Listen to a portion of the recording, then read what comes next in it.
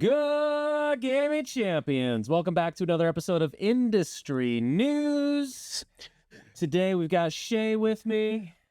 I'm so excited for this very thing because the game is so well done. Yeah, well, we kind of gave a spoiler. And of course, I'm Matt this week. Of course, as in our previous video, we had mentioned Dion is out this week at Gamma. So he can't join us this week. So it's just you and I, buddy. Woo! And we're doing it. We're doing it well. Well, all I can say is, Dion, may the force be with you, because we know we are surrounded by that force, because this week's industry news is obviously the release of, can you believe it? We have a new TCG game to play. A new TCG? And it's Star Wars? Yeah, it's Star Wars. I hope they're having a limited amount of it. Oh, don't worry. They maybe do. Yeah, We'll see. Depends on how bad they need to build the hype up. Fair. So a long, long time ago in a galaxy far away, we get to explore with cardboard. And no, this is not Star Wars Destiny of 2016. That's not a long, long time ago, apparently. That was a long, long time ago. It does feel like it. That was the before times. Before time. Yeah. 2020. 2012. But with that said, March 8th, of course, is going to be the release of Star Wars Unlimited, released, of course, by Fantasy Flight Games, who also made Star Wars Destiny. Shay, what are your thoughts? What are your initial excitements of this game? So I played this game, and I think the game has something to it. It definitely has flavors of Magic as the Commander series. It definitely have flavors of, I can't believe I'm saying Lorcana. I know there are other games that has it. Well, it does have Disney on the box, just like Lorcana does. Well, fair enough, but it has that kind of feel to it. And what I like about it is that when you play this game, unlike a lot of other places, there's like two battlefields you're trying to defend and control, because you have to do the ground people. But then if you make a whole deck with ground people, you mess up with the space, and the space can get you. And you're all attacking this one singular base. And I like it for that thinking of it. I like how it switches initiation and how you play one, and then your person play one, and then you keep going until somebody calls like initiative. And you kind of get that flowing, so you're not sitting as long. And the art, I like the art. I don't care what anybody says. I like it. It's a different art. It's a different feel. That's how I feel. Well, for the 30,000-foot view, for those of you who maybe live under a rock or are so engrossed in things like One Piece, Lorcana, Magic, Pokemon, Yu-Gi-Oh!, Flesh and Blood, Sorcery, and any of the other 15 games on crowdfunding right now. Star Wars Unlimited is going to have 252 cards in its first initial set. Of course, just like most games, it's going to have its common, uncommon, rare, and legendary, of course, for the chase cards. One thing that they do have in this, kind of talking about the art, is they have hyper space cards, which are going to be the borderless version of the cards. I have had a chance to see one of those, especially in the legendary. There was one pulled here at Voss where we did a pre-release event the week before it came out. The foil cards are okay. In my pre-release event deck, I got a Jabba the Hutt, which I was pretty excited about. But unfortunately, just like some of the older Magic cards, they fold up like a Pringle. Which does not make me happy. That's, I heard, is a big thing with foils in general. They kind of bend up, and so that's why people don't like them as much. They're pretty, but people don't like it as much as collecting because they will bend a little bit unless you put them in like sleeves. Well, I'll say again, like Sorcery and Flesh and Blood have done far better with their foiling from a TCG perspective, but unfortunately, these do kind of suffer from that Pringle effect. So that's just something you want to get your heavy textbooks out from high school so that we can keep everything straight. So as Shay kind of said, this game to me, from how to play perspective, it does remind me a lot of if you played the game Elder Scrolls TCG. Did you ever have a chance to play that? Elder Scrolls TCG came out shortly after like Hearthstone did. Okay. So it was a digital TCG type of game. But one thing that they did very unique was they had the different lanes, which at the time was a unique thing. And that's something that they definitely adopted here with Star Wars is, as you said, they have the ground focus and then they have the space focus. So you effectively are battling on two different fronts to try to attack your opponent's base. And starting off with the first series, it seems like most of the bases are going to come with 30 hit points or health, however you want to look at it. And what's kind of neat to your point is you have to be mindful as you're building your deck out to ensure that you can kind of protect. So if you're going to go strong on the ground, you have to be able to still protect from your classic space invasion, which is very thematic for Star Wars. And from that perspective, at the core of it, everybody is going to start with a base, and they're also going to start with a leader, which can be somebody like Luke Skywalker, Darth Vader, Boba Fett, who is running the meta right now, which for a game that hasn't even come out yet, everybody already hates Boba Fett. That's amazing. So Boba Fett's already one of the industry leaders for heroes coming out. And what's kind of neat about the leader is that when you accrue enough energy, you can actually get your leader into a leader unit, so he becomes a part of the battlefield. So not only can they provide value when they're in the base, but they can also provide value as a unit when they go onto the field as well. Now, what's neat is that even if your leader gets defeated, they're going to come back to the base, and you're still going to get the benefits of what their core value is as a leader. You just don't have the ability for the rest of the game to use them as a unit in the field, which is also nice. That way you're not getting a constant big boy that you got to fight. And it's an interesting thing. I always look at narratives, and it's just, I guess they're, they are protected by main character shields. They don't actually die. Yeah. They just come back to another place. And I get it from that aspect point. It makes it an interesting game, and it makes the art look fantastic. It makes sleep. So you like the art though? I do like the art. Okay. Because I like different. I always will go with different and just try it out. And these do not look like your typical realistic art. They're more cartoonish, but I say that in love because I like it. It's not like Looney Tunes, not like that, but it's definitely a little bit not as serious as a lot of other art. And it brings me so much joy because it just looks. I almost feel like it's kind of like a mature Star Wars anime art. You know what? I get you. I can say that. Yeah, mature anime. And one thing to kind of keep a lookout too, as this game is coming out, is apparently some of the rumblings online is that because there are some similarities. Again, Fantasy Flight Games did do both games, and I'll be frank with you, that's kind of one of the big contentions I had going into this game was the way that Fantasy Flight Games really abandoned Destinies and just left it for dead. For a game that was pretty well done, very well liked, had some unique components with dice rolling and such into the core concept of the game. But people liked that game, and they just literally left it on the side of the road as an unwanted guest.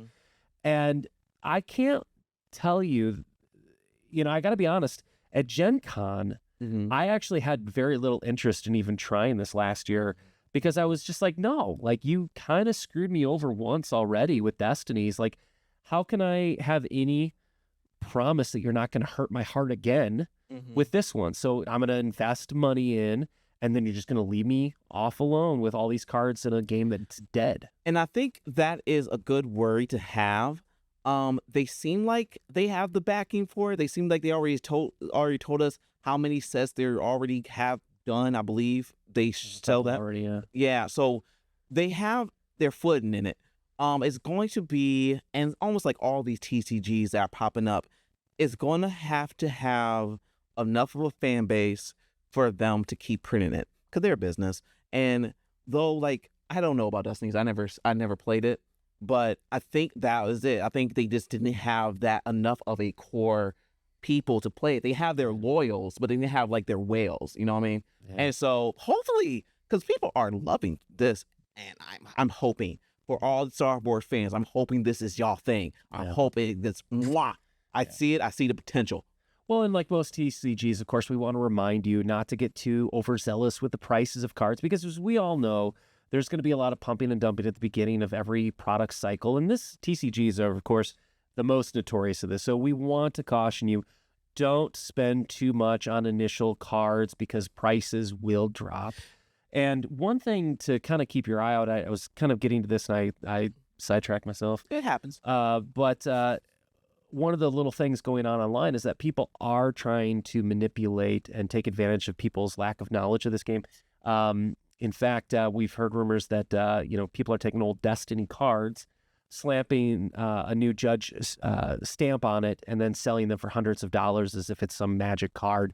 So we want to caution you to make sure you know what you're buying. The artwork between Destinies and this Unlimited game, again, this is more of an anime art style, where Destinies is more of like a mature art graphic to me. Feels far more real. So just make sure you know what you're buying before you get too far into it. But yeah, I would say initial thoughts on this game for me was at the pre-release that I got to play. It's not groundbreaking. You're not going to, brag to all your friends that you just played the game that's going to change your life.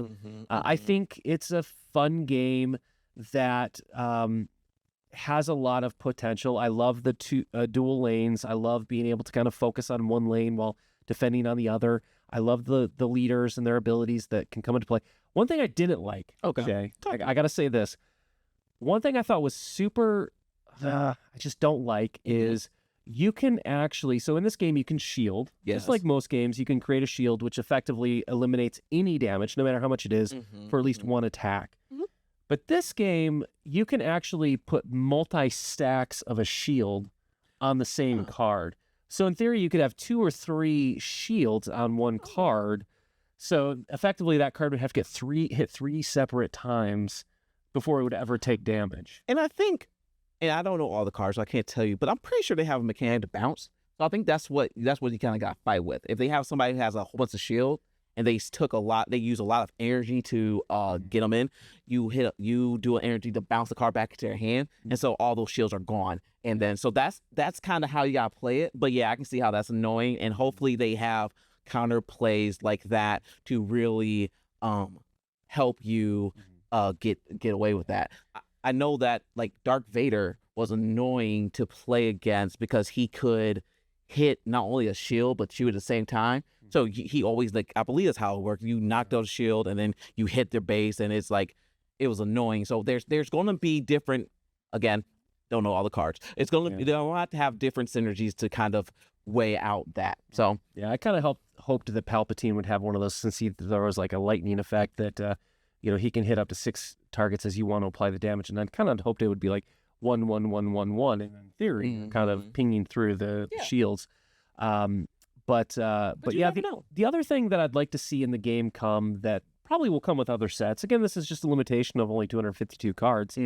But there isn't a lot of overlap, and maybe on purpose to really emphasize the dual lanes, but there's not a lot of ability to cross protect, which, in my mindset initially was like, well, how can you not have a ground unit that has the ability to really shoot a point, like a space unit down, or how can you not have a ship in space that could, in theory, attack a ground unit? Like, we can do that today. But granted, this was a long, long time ago. Yeah. So maybe tech just didn't exist, even though they had lightsabers. So. It's like you said, it's because there's only 252 right now. Give it time. It's just trying to give people enough to like understand the game, and if they did what Lorcan did smartly, they will add a little more stuff with the sets going into it. And then it'll be a complete game after like maybe the 3rd set. It will have everything that the game was supposed to have. So now the one thing the game does have that I do want to give a lot of credit to is, as we've well established on Champions of Tabletop, I love my deluxifications. You do. And this game has some bangers. And I've got to give a lot of credit to GameGenix, because they hit some home runs.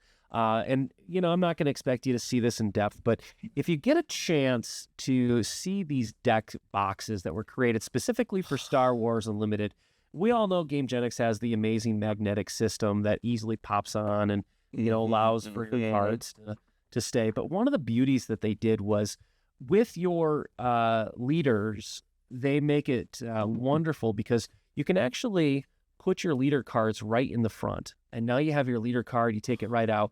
And then within it, you have basically the spot for your decks to go. So it's easy when you show up. This is going to hold 2 different decks for you to play.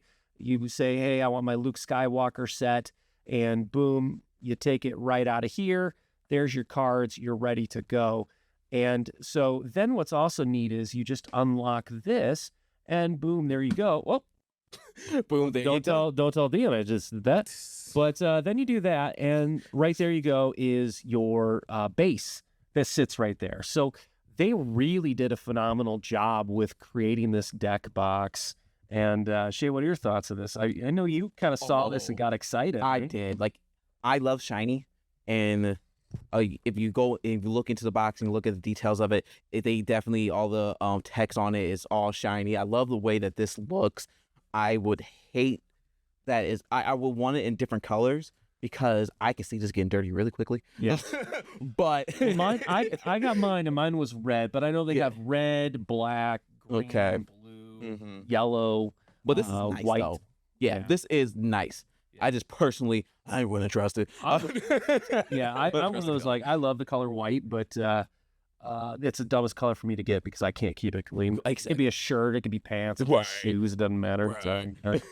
The other thing I want to highlight here to wrap this up with the components is, they're not in here, but GameGenix also created companion acrylic tokens, which good luck finding these. These things are sold out everywhere. And for good reason. The health markers are absolutely fantastic. They're nice. They're chunky. They can have a little bit more weight to them, but GameGenix just, again, knocked it out of the park. And I defy you to try to find it easily in retail because everybody's swooning over these things. We just happened to, Voss give us some initiative tokens to show off to you, but these from GameGenix are just absolutely fantastic. So they did fantastic. Yes, they did. Right out of the gate for deluxification. So definitely check those out. So with that, Shay, let's go ahead and wrap this video up. And my simple question to you is what's your hype meter for Star Wars Unlimited? So my hype meter is not going to be high only because my wallet. And I already have my legal crack, and that's Lorcana. But if I didn't have that, I definitely looked at this, was like, ooh, this looks nice. Like, I looked at my wallet, and I was like, no, I can't, but I want to. So my height is like, let's say 3 out of 5, because the 3 is the waning of me wanting to do it, but the 2 is strong because that's my wife telling me, no, Shay, you can't afford this. No, we can't do it. We got to work on it.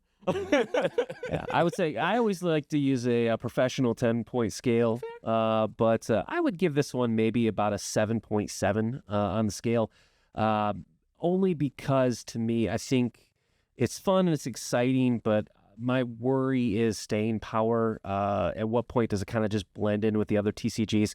I think for uniqueness and something that's kind of blown my mind is really Sorcery is the one that has still me the most captivated. I kickstarted that last year, and I think it's an absolutely stunning game with old 1990s magic art, which is just absolutely fantastic. But I'd give this a solid 7.7, 7.8 score. And I definitely will try it out and get a little bit deeper into it and maybe have some fun with my kids. So with that said, of course, we'll wrap this video up. What do you think? Leave in the comments below. Are you excited about Star Wars Unlimited?